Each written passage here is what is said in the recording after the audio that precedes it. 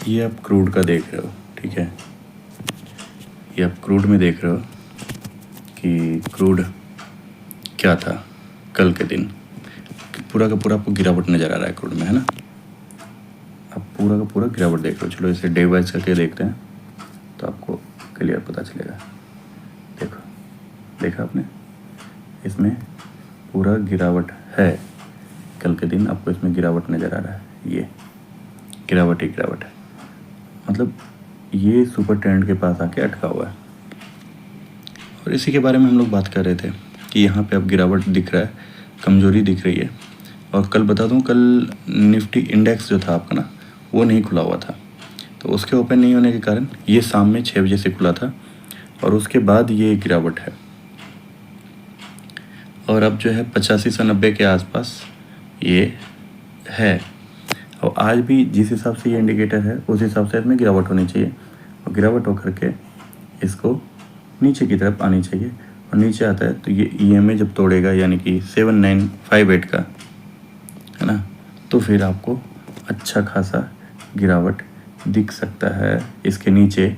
और अगर इसके नीचे आता है तो फिर अगला जो सपोर्ट मिलेगा ना इसे, वो यहाँ पर मिलेगा 6949 के आसपास।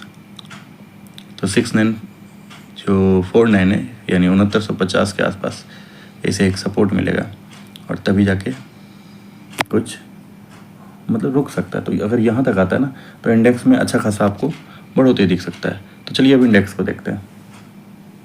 तो हम लोग आ गए हैं इंडेक्स में। इंडेक्स का ये डेली चार्ट है। डेली चार्ट में देखिए आपको क्या होता है। यहाँ पे देखिए, यहाँ पे रेंज में घूमता रहा। मैंने कहा था ना कि आपको पिछले दिन की एक दिन छुट्टी है, फिर एक दिन खुला था, एक्सपायरी हुई थी। एक्सपायरी में नीचे अगर खुलता है तो फिर आपको कहाँ पे बढ़त हो सकता है। मैंने कहा था कि ये जो पोजीशन है इससे मार्केट को ऊपर बढ़ने के चांसेस बनते हैं। लेकिन अगर मान लो किसी कारण से न्यूज़ बस जो कि चल रहा था ईरान और अमेरिका के बीच में, वो किसी कारण से नीचे खुलता है तो क्रूड की पोजीशन के हिसाब से आपको काम करना है। क्रूड ने क्या किया कि वहाँ पे पॉजिटिव बनाया, और साथ ही मैंने कहा था कि यहाँ पे एक लेवल बनता है, इस लेवल से नीचे नहीं जाना चाहिए, ठीक है। मैंने वो लेवल बनाया था कि आपको कि ये आपका ये जो लेवल बनाया था, क्या था ये, आपको याद होगा, ये 23,500 के आसपास मैंने एक लेवल बनाया था कि 23,500 से नीचे नहीं आना चाहिए। 600 के आसपास बोला था, 23,600 से अगर गिरता है तो यहाँ 700-800 के आसपास। आप देख लेना पिछले वीडियो में जाकर के, ठीक है। तो यहाँ से नीचे नहीं आना चाहिए। फिर यहाँ से आपको एक रिटर्निंग मिल सकता है।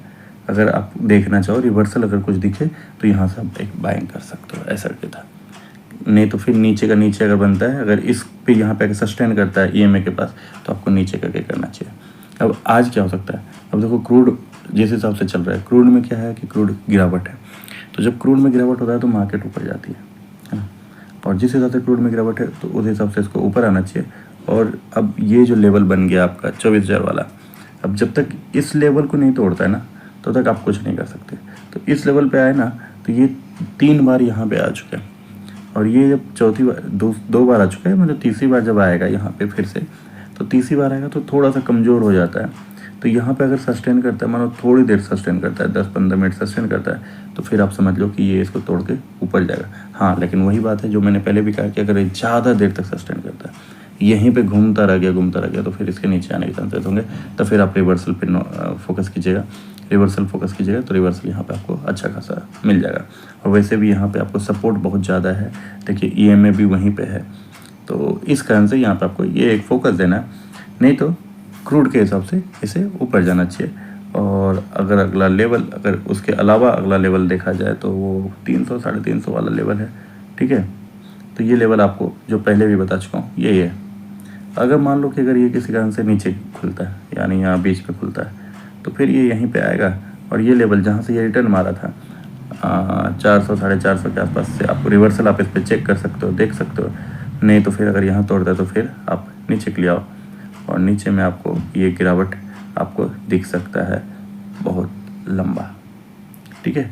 तो ये तो तब है कि गिरावट अगर एक बार कहीं पे सस्टेन करते हुए गिरे तो वहाँ पे आपको अच्छा खासा मिल सकता है। आपको पुट में पोजीशन, वहाँ पे आप अच्छा खासा काम कर सकते हो।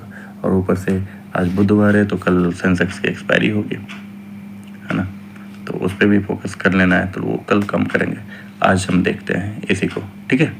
चलिए, और अगर आपको कोई सवाल पूछना हो तो आप पूछ सकते हैं कमेंट बॉक्स में आकर के। ठीक है, चलिए फिर मिलते हैं, धन्यवाद।